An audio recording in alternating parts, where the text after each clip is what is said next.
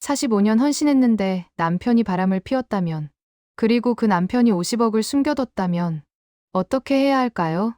저는 올해 72이에요. 남편과 결혼한 지 45년이 됐는데 정말 길다면 긴 세월이죠. 27에 결혼해서 지금까지 남편 뒷바라지하며 살아왔거든요. 시부모님 모시고 자식 셋 키우고 남편 사업 도우면서 평생을 바쳤어요. 남편은 건설 사업을 했는데 처음엔 작은 업체였지만 점점 커져서 지금은 꽤 큰 회사가 됐어요. 물론 제가 뒤에서 얼마나 고생했는지는 아무도 모르지만요. 새벽같이 일어나서 남편 밥 챙기고 사무실 청소하고 직원들 식사 준비하고 그렇게 20년을 일했거든요. 회사가 자리 잡고 나서야 저는 집에서 쉴 수 있었죠. 자식들도 다 잘 키웠어요. 큰 딸은 의사, 아들은 변호사, 작은 딸은 대학 교수가 됐는데 전부 제가 뒷바라지한 덕분이에요.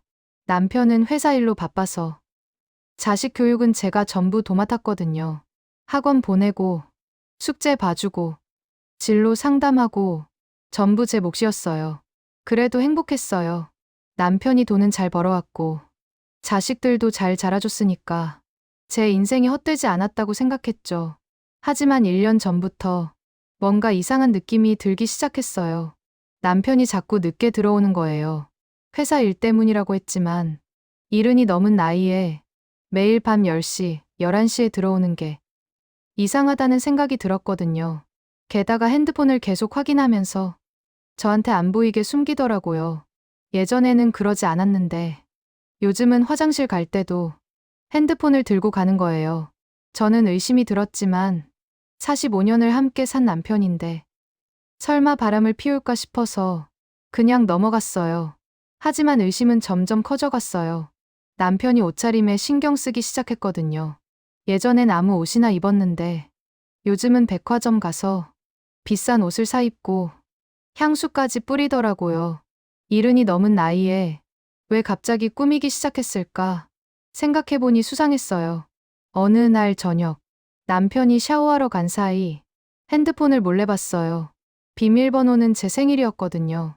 카카오톡을 열었는데 심장이 멎는 줄 알았어요. 자기야라고 저장된 여자가 대화 목록 맨 위에 있었거든요. 대화 내용을 봤는데 눈물이 날 것 같았어요. 오늘 보고 싶어. 어제 정말 행복했어. 사랑해. 이런 문자들이 수십 개 오가고 있었어요. 제가 평생을 바친 남편이 다른 여자한테 사랑한다고 그렇게 말하고 있었던 거예요. 손이 떨렸지만 더 확인해야 했어요. 사진도 있었거든요. 남편이 그 여자랑 호텔에서 찍은 사진, 레스토랑에서 찍은 사진, 여행 가서 찍은 사진들이 수없이 많았어요. 여자는 50대 초반쯤 돼 보였는데 화장을 진하게 하고 남편한테 찰싹 붙어서 웃고 있더라고요. 메시지를 더 올려보니까 1년 전부터 만났다는 걸 알 수 있었어요. 그때부터 남편이 늦게 들어온 거였죠. 저는 핸드폰을 사진으로 찍었어요. 증거가 필요했거든요. 대화 내용, 사진, 전부 캡처해서 제 핸드폰으로 보냈어요. 그리고 핸드폰을 원래대로 놓고 거실로 나왔는데 눈물이 멈추지 않았어요. 45년을 함께 살았는데, 45년 동안 헌신했는데, 남편은 다른 여자를 만나고 있었던 거예요. 그날 밤은 잠을 한숨도 못 잤어요. 머릿속이 복잡했거든요. 어떻게 해야 할까? 남편한테 따져야 할까? 아니면 그냥 모른 척 해야 할까? 계속 고민했어요. 하지만 결론은 정해져 있었어요. 이혼이었죠. 45년을 함께 살았지만, 배신한 사람과는 더 이상 함께 살 수 없었거든요. 다음 날 아침, 남편이 출근하고 나서 큰딸한테 전화했어요. 딸은 의사인데 제일 의지가 되는 아이거든요. 딸한테 어젯밤 일을 전부 얘기했는데 딸도 충격받더라고요. 아빠가 그럴 리 없다고, 확실한 거 맞냐고 물어봤지만 저는 증거를 보냈어요. 딸이 사진을 보더니 한참 말이 없었는데 결국 말했어요. 이혼하는 게 맞다고. 엄마가 더 이상 아빠랑 살 필요 없다고요. 아들한테도 전화했어요. 아들은 변호사라서 법적인 조언을 들어야 했거든요. 아들도 처음엔 믿지 못하더니 증거를 보내주니까 분노하기 시작했어요. 아빠한테 당장 전화해서 따지겠다고 했는데 저는 말렸어요. 지금은 감정적으로 대응하지 말고 차분하게 준비하자고, 법적으로 확실하게 처리하자고 말했어요. 아들이 동의하면서 이혼 전문 변호사를 소개해주겠다고, 그 변호사가 정말 실력이 좋다고, 재산 분할도 유리하게 받아낼 수 있다고 말했어요. 며칠 후 변호사를 만났는데 40대 중반쯤 돼 보이는, 똑 부러져 보이는 여자 변호사였어요. 변호사한테 상황을 설명하고 증거 자료를 전부 보여줬는데 변호사가 고개를 끄덕이면서 충분히 승소할 수 있다고, 위자료도 많이 받을 수 있다고 말했어요. 변호사가 조언했어요. 재산 분할을 유리하게 받으려면 남편 재산을 정확히 파악해야 한다고, 혹시 숨긴 재산이 있을 수도 있으니 철저히 조사해야 한다고 말했어요. 저는 남편 재산을 대충 알고는 있었어요. 회사 지분, 부동산 몇 개, 예금 좀, 그 정도인 줄 알았거든요. 하지만 변호사가 말했어요. 사업하는 사람들은 재산을 숨기는 경우가 많다고, 차명 계좌, 해외 계좌, 비자금 같은 게 있을 수도 있다고 했어요. 그래서 재산 조사를 의뢰했는데 변호사가 아는 회계사를 소개해줬어요. 회계사가 남편 회사 장부를 꼼꼼히 살펴보겠다고, 시간이 좀 걸릴 거라고 말했어요. 한 달 정도 기다렸는데 그동안 남편한테는 아무렇지도 않은 척했어요. 평소처럼 밥 챙겨주고 집안일하고 그렇게 지냈죠. 남편은 전혀 눈치채지 못했어요. 여전히 그 여자 만나러 늦게 들어오고 저한테는 회사 일 때문이라고 거짓말했거든요. 한 달 후 회계사한테 연락이 왔어요. 충격적인 사실을 발견했다고, 직접 만나서 얘기하자고 하더라고요. 회계사 사무실로 갔는데 변호사도 같이 왔어요. 회계사가 서류를 펼쳐 놓으면서 설명하기 시작했는데 듣는 순간 머리가 멍해졌어요. 남편이 비자금을 무려 50억이나 숨겨뒀다는 거예요. 차명 계좌가 10개, 해외 계좌가 5개, 총 50억 원이 여기저기 숨겨져 있었던 거죠. 저는 믿을 수가 없었어요. 50억이라니, 그 많은 돈을 어떻게 모았고 왜 숨긴 건지 이해할 수 없었거든요. 회계사가 설명했어요. 회사 매출을 조작해서 일부를 빼돌렸다고, 10년 넘게 조금씩 모은 거라고, 세금도 안 낸 불법 자금이라고 말했어요. 변호사가 말했어요. 이건 정말 큰 카드라고, 재산 분할 소송에서 엄청난 무기가 될 거라고, 남편이 절대 숨길 수 없을 거라고 했어요. 저는 그날 집으로 돌아오면서 계속 생각했어요. 45년 동안 저는 남편 믿고 검소하게 살았는데 남편은 50억을 숨기고 바람까지 피웠다니 정말 기가 막혔거든요. 집에 도착해서 남편을 봤는데 평소처럼 소파에 앉아 TV 보고 있더라고요.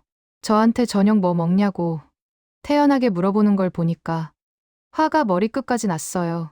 하지만 참았어요. 아직은 때가 아니었거든요. 변호사가 말했거든요. 이혼 소송 준비가 완전히 끝날 때까지 남편한테 절대 들키면 안 된다고, 재산을 빼돌릴 수 있으니 조용히 준비하자고 했어요. 2주 후 변호사한테서 연락이 왔어요. 이혼 소송 서류가 준비 다 됐다고, 이제 남편한테 통보하면 된다고 말했어요. 변호사가 내용 증명을 보냈어요. 남편 회사로요. 이혼 소송 제기, 재산 분할 청구, 위자료 청구, 모든 내용이 담긴 정식 법적 문서였죠. 그날 저녁 남편이 집에 들어오면서 저한테 소리를 질렀어요.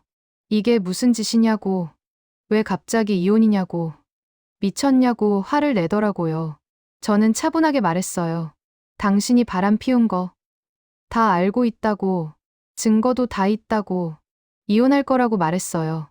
남편 얼굴이 새하얘지면서 아니라고, 오해라고 변명하기 시작했는데 저는 핸드폰을 꺼내서 캡처해둔 대화 내용을 보여줬어요. 남편이 할 말을 잃었어요. 한참 있다가 미안하다고, 용서해달라고 빌기 시작했는데 저는 듣고 싶지 않았어요. 45년 동안 저한테 뭘 했는데 이제 와서 미안하다고 용서가 될 것 같냐고 말했어요. 남편이 계속 빌었지만 저는 방으로 들어가서 문을 잠갔어요. 그날 밤 남편이 방문 앞에서 계속 두드리면서 문 열어달라고 얘기 좀 하자고 했지만 저는 무시했어요. 다음 날부터 남편은 집에 안 들어왔어요. 아마 호텔이나 그 여자 집에서 지낸 것 같았어요. 저는 상관없었어요. 이미 마음을 정했으니까. 뒤돌아볼 생각이 없었거든요. 한 달 후 법원에서 첫 조정 기일이 잡혔어요. 남편도 변호사를 선임했는데 유명한 변호사라고 하더라고요.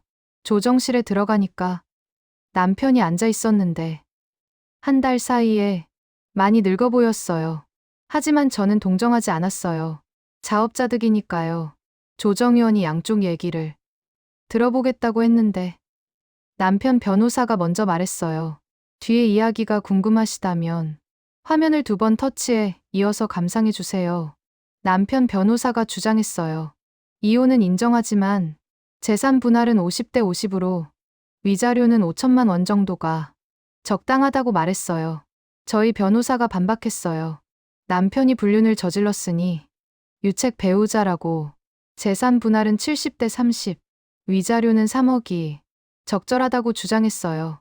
남편 변호사가 웃으면서 70대 30은 과하다고 재산이 얼마나 된다고 그렇게 많이 요구하냐고 말했는데 저희 변호사가 서류 한 뭉치를 꺼냈어요. 회계사가 조사한 남편의 비자금 자료였죠. 서류를 넘기면서 설명하기 시작했는데 남편 얼굴이 점점 하얘지는 게 보였어요. 차명 계좌 10개, 해외 계좌 5개, 총 50억 원의 비자금, 세금 포탈, 전부 증거와 함께 낱낱이 밝혀졌거든요. 조정위원도 놀란 표정이었고 남편 변호사도 당황한 것 같았어요. 남편이 부인하기 시작했어요. 그런 돈 모르겠다고, 차명 계좌도 처음 본다고 거짓말하는 거예요. 하지만 저희 변호사가 증거를 하나씩 제시했어요. 계좌 개설할 때 남편이 직접 서명한 서류, 입출금 내역, 남편 회사에서 송금한 기록, 전부 다 있었거든요. 남편 변호사가 시간을 달라고 자료 검토가 필요하다고 했는데 조정위원이 2주 후 다시 만나자고 했어요. 조정실을 나오면서 남편이 저를 붙잡으려고 했는데 저는 뿌리치고 그냥 나왔어요. 들어줄 말이 하나도 없었거든요. 2주 후 2번째 조정 기일에 남편 태도가 달라져 있었어요. 비자금 사실을 인정하겠다고, 하지만 50억 전부가 자기 돈은 아니라고, 일부는 회사 운영 자금이라고 변명하더라고요. 저희 변호사가 반박했어요. 회사 운영 자금이면 왜 차명 계좌에 숨겨뒀냐고, 정식 회사 계좌에 있어야 하는 거 아니냐고 따졌어요. 남편 변호사가 할 말이 없었는지 그냥 조용히 있었고 조정위원이 말했어요. 이 정도 사안은 조정으로 해결하기 어렵다고, 재판으로 가는 게 맞을 것 셈이다고 했어요. 결국 조정은 결렬됐고 정식 재판으로 가게 됐어요. 재판 준비하면서 변호사가 말했어요. 이건 확실히 이긴다고. 비자금 증거가 너무 확실해서 남편이 절대 이길 수 없다고. 재산 분할 70%는 무조건 받아낼 수 있다고 했어요. 3개월 후 첫 재판 기일이 잡혔는데 법정에 들어가니까 방청객이 꽤 있었어요. 아마 50억 비자금 사건이라서 관심이 많았나 봐요. 재판이 시작됐고 양쪽 변호사가 주장을 펼쳤어요. 저희 변호사는 남편의 불륜 증거, 비자금 증거, 세금 포탈 증거 모든 걸 제출했고 재산 분할 70%와 위자료 3억을 요구했어요.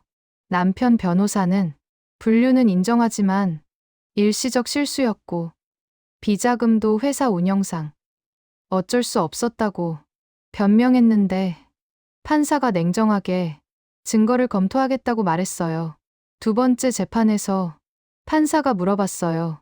남편한테 50억을 왜 숨겼냐고, 세금은 왜 안 냈냐고, 아내한테 왜 알리지 않았냐고 직접 물어봤는데 남편이 제대로 대답을 못했어요. 그저 죄송하다고, 잘못했다고 반복할 뿐이었거든요. 판사가 한숨을 쉬면서 다음 기일에 판결 선고하겠다고 했어요. 한 달 후 판결 선고일이 왔어요. 법정에 들어가니까 방청객이 더 많아져 있었는데 언론사 기자들도 몇 명 보였어요. 판사가 판결문을 읽기 시작했는데 심장이 두근거렸어요. 판결 내용은 제가 원했던 것보다 더 좋았어요. 이혼 인정, 재산 분할 75%, 위자료 5억, 그리고 남편의 세금 포탈 건은 국세청에 통보하겠다는 내용이었거든요. 남편이 의자에 주저앉는 게 보였어요. 재산 분할 75%면 50억의 75%, 거기에 다른 재산까지 합치면 제가 받을 돈이 60억이 넘었거든요. 위자료 5억까지 총 65억을 받게 된 거예요. 변호사가 제 손을 꼭 잡으면서 축하한다고, 정말 잘 됐다고 말했어요. 판결이 확정되고 한 달 후부터 재산 분할이 시작됐어요. 남편이 항소하겠다고 버텼지만 변호사가 말하더라고요. 항소해도 결과는 비슷할 거라고, 오히려 시간만 낭비라고 했어요. 결국 남편은 항소를 포기했고 재산 분할 절차가 진행됐어요. 부동산, 예금, 회사 지분, 비자금, 모든 재산이 법원 감독하에 분할됐는데 저는 정확히 64억 5천만 원을 받게 됐어요. 평생 헌신한 대가치고는 적다면 적지만 그래도 만족했어요. 남편은 빈털터리가 거의 다 됐는데 회사 지분도 절반 이상 넘겨야 했고 부동산도 대부분 제 명의가 됐거든요. 게다가 국세청에서 세금 포탈건으로 남편을 조사하기 시작했는데 추징금이 20억 넘게 나왔다고 하더라고요. 남편은 완전히 무너진 것 같았어요. 재산도 거의 없고 세금은 내야 하고 회사 경영도 어려워졌다고 들었거든요. 저는 동정하지 않았어요. 자기가 한 지 대가를 치르는 거니까요. 이혼 후 저는 새 집으로 이사했어요. 강남에 있는 30평대 아파트인데 전액 현금으로 샀어요. 남은 돈은 은행에 예금하고 이자로 생활하기로 했죠. 자식들이 걱정했지만 저는 괜찮다고, 혼자서도 충분히 잘 살 수 있다고 말했어요. 실제로 그랬거든요. 45년 만에 처음으로 자유로웠고 행복했어요. 6개월이 지났는데 남편 소식을 들었어요. 그 여자한테도 버림받았다고, 돈이 없어지니까 여자가 떠났다고 하더라고요. 지금은 작은 원룸에서 혼자 산다고, 회사도 매각 위기라고, 정말 비참하게 살고 있다고 들었어요. 저는 안타깝지 않았어요. 당연한 결과였으니까요. 오히려 통쾌했어요. 45년 동안 저를 이용만 하고 배신한 대가를 톡톡히 치르는 걸 보니까 속이 시원했거든요. 저는 지금 정말 행복하게 살고 있어요. 자식들이 자주 찾아와서 같이 밥 먹고 손주들도 데리고 와서 할머니 보러 오는데 정말 즐거워요. 친구들이랑도 자주 만나서 여행도 다니고 취미 생활도 시작했어요. 요가도 배우고 그림도 그리고 하고 싶었던 거 전부 하면서 살고 있어요. 저는 이번 일로 많은 걸 배웠어요. 첫째, 헌신한다고 상대방이 나를 소중히 여기는 건 아니라는 거예요. 45년을 바쳤지만 남편은 저를 당연하게 생각했고 배신했거든요. 둘째, 재산은 반드시 확인해야 한다는 거예요. 남편이 50억을 숨기고 있는 줄 전혀 몰랐는데 조사해보니까 발견할 수 있었어요. 셋째, 법적 대응은 확실하게 해야 한다는 거예요. 변호사, 회계사, 전문가들 도움받아서 철저히 준비했으니까 승소할 수 있었거든요. 넷째, 용서는 선택이라는 거예요. 남편이 빌었지만 저는 용서하지 않았어요. 용서할 필요가 없었으니까요. 다섯째, 새 출발은 언제든 가능하다는 거예요. 70이 넘었지만 저는 새로운 삶을 시작했고 정말 행복하거든요. 저는 확신해요. 앞으로 남은 인생도 행복할 거라고, 제가 원하는 대로 살 거라고요. 남편은 자기가 한 지 평생 후회하며 살겠죠. 그게 바로 배신의 대가니까요. 제 이야기를 곁에 두고 싶으시다면 구독과 좋아요로 한 줄 인생사의 다음 편을 기다려주세요.